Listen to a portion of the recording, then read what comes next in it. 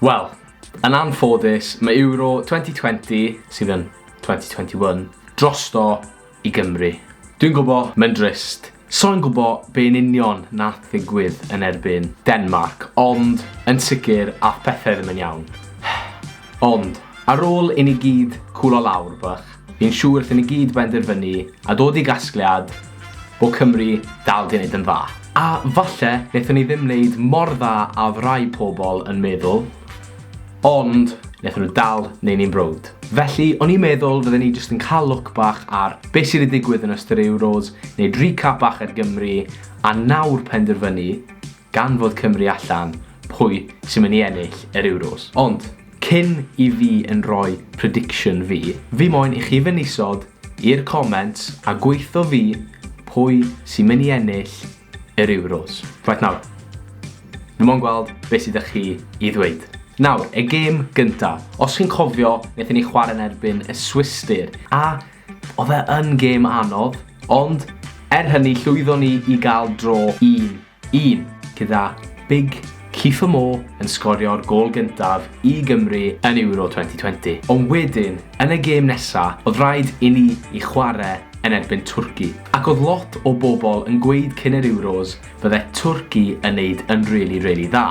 Ond wrth gwrs, llwyddodd Cymru i guro Twrci o 2 gôl i 0. A diolch yn fawr i Aaron Ramsey a Connor Roberts am y gols. A wnaethon ni weld Gareth Bale yn chwarae fel ni'n gwybod fe gallu chwarae yn y gêm yna. Felly, ar y pwynt yma, o'n i bron yn sicr yn gallu meddwl fydden ni drwyddo i rownd nesaf. Ond oedd dal un gêm arall yn y grŵp i ddod, a oedd hwnna yn erbyn yr Eidal.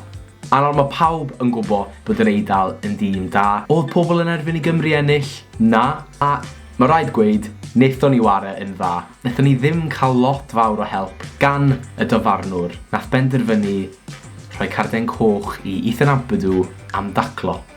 Ie, o'n i'n confused hefyd. Ond hwnna i gyd, oedd Cymru dal trwyddo i rown nesa. A dyma lle wnaethon ni gyrraedd y rownd lle rhaid ni chwarae Denmark. Ac wrth gwrs mae Denmark wedi bod trwy lot yn y gystadleuaeth yma gyda'r anaf ddifrifol i Christian Eriksen. Oedd lot fawr o gefnogwyr pêl-drod y byd ddim really moyn i Gymru ennill. Ac yn anffodus i ni, wnaethon nhw gael be o'n nhw moyn. A nath Denmark smasho ni.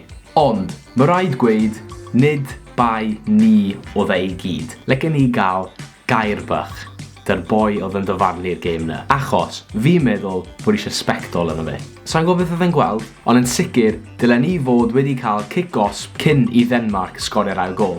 A wedyn, ath pethau'n wath, wedyn, ie, ath e hyd yn oed yn wath. Felly ar ddiwedd y gêm, wnaethon ni golli 4-0. Ond rhaid gweud, lan i'r pwynt yna, nath Cymru chwarae yn dda iawn yn y gystadleuaeth. Felly, nawr bod Cymru allan, mae fe'n rhoi chance i dîm arall i ennill. Achos, really, Cymru oedd mynd i ennill. A yn anffodus, mae'r Alban allan. Yn anffodus, mae Lloegr dal mewn. Ond, y tîm i fi meddwl sy'n mynd i ennill y gystadleuaeth yw Ffrainc. Dwi dal yn sticio gyda be nes i weid yn y fideo diwethan sy'n siarad am yr Ewros. Fi'n teimlo fod nhw chwaraewyr sydd yn gallu newid gêm, a dyna pam fi'n meddwl newn nhw'n sicr ennill. Nawr fi'n siŵr newn ni gyd dal fwynhau gwylio'r Ewros nad yw Cymru yn y gystadleuaeth. A fi'n siŵr bod ni gyd wedi mwynhau gwylio Cymru, a lle ni gyd ddod i gasgliad bod nhw wedi wneud ni'n brwd. A ie, gawn ni weld be wneith ddigwydd yn y gemau sydd i ddod. Felly gobeithio wnaethoch chi fwynhau y fideo, cofiwch i danysgrifio isod, a cofiwch hefyd i hoffi'r fideo. Ond ie, dyna ni am heddi, tan y fideo nesa. Tara!